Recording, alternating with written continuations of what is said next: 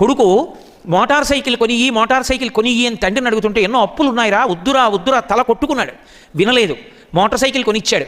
స్నేహితులతో కలిసి ముగ్గురు మోటార్ సైకిల్ ఎక్కి విశేషమైన వేగంతో వెళ్ళారు. ఏముందండి, after all motor cycle is dependent upon screws and wires. అది బ్రేక్ వేయవలసినప్పుడు స్టంబుల్ అయింది, ఈడ్చేసింది, కింద పడిపోయాడు. ఇక్కడి నుంచి అక్కడికి ఈడ్ చేస్తే మొత్తం స్కిన్ రోల్ అయిపోయింది. ఇక్కడి నుంచి స్కిన్ అంతా కూడా తుడిచేసింది రోడ్డు.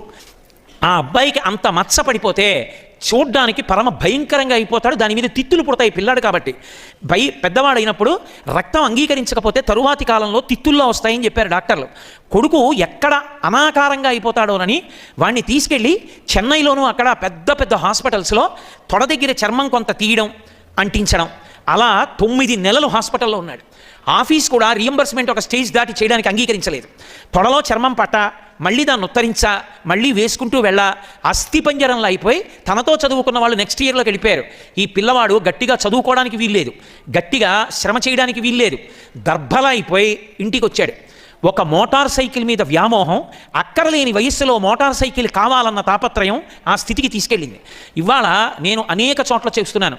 నేను మిమ్మల్ని ఏదో హెచ్చరించాలని చెప్పట్లేదు, పరమ ప్రేమతో మీరు వృద్ధిలోకి రావాలి అని మనస్ఫూర్తిగా కోరుకుని చెప్తున్నాను. ఇవాళ ఎక్కడ చూసినా 2 వీలర్ మీద వెడుతూ సెల్ మాట్లాడతారు, కారులో వెడుతూ సెల్ మాట్లాడతారు. పరమ ప్రమాదకరం. మైండ్ అనేటటువంటిది ఒకసారి డైవర్ట్ అయితే, మాట్లాడుతున్న విషయం మీదకి వెళ్ళిపోతే, గభాలన పక్కన ఏముందో ఎదురుగుండా ఏముందో తెలియదు. ఒక్కసారి కానీ యాక్సిడెంట్ అయిందా అది ఎంత ప్రమాదానికి ఎడుతుందో తెలియదు.